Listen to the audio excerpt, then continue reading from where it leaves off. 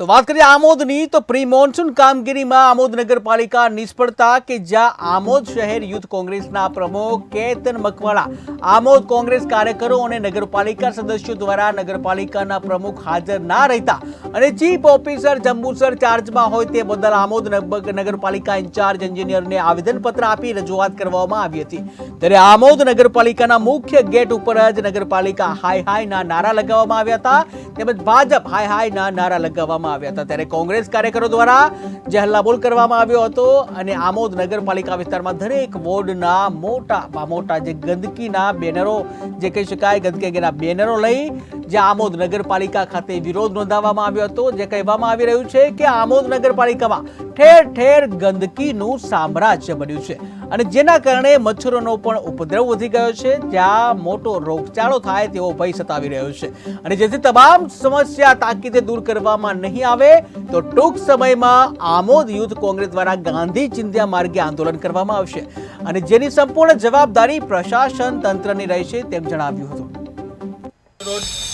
જંબુસર વિધાનસભા યુવા કોંગ્રેસ તેમજ નગરપાલિકાના વિપક્ષના સભ્યો દ્વારા આમોદ નગરમાં ભ્રષ્ટ ભાજપ શાસિત નગરપાલિકા દ્વારા પ્રી મોન્સૂનમાં જે નિષ્ફળ કામગીરી રહી છે, જેના કારણે આજે અમે રજૂઆત કરવા અહીંયા આવેલા, તે છતાં અમે ચીફ ઓફિસરને રૂબરૂ વાતચીત થઈ હતી। તેમને અમને મૌખિક કીધું હતું કે સોમવારે હું 3 વાગે આવીશ, તે છતાં પણ અહીંયા કોઈ હાજર રહ્યા નથી।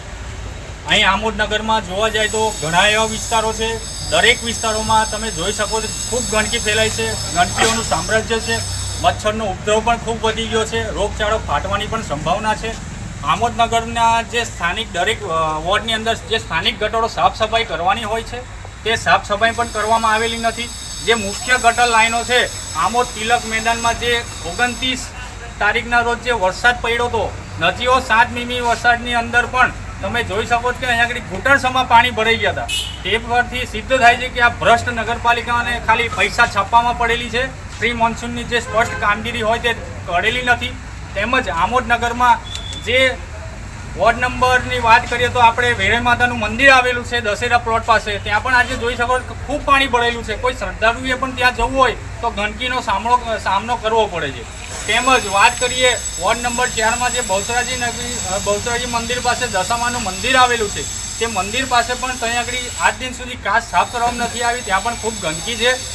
આપણે વોર્ડ નંબર 3માં જે રામાપીરનું મંદિર આવેલું છે, ત્યાં પણ જે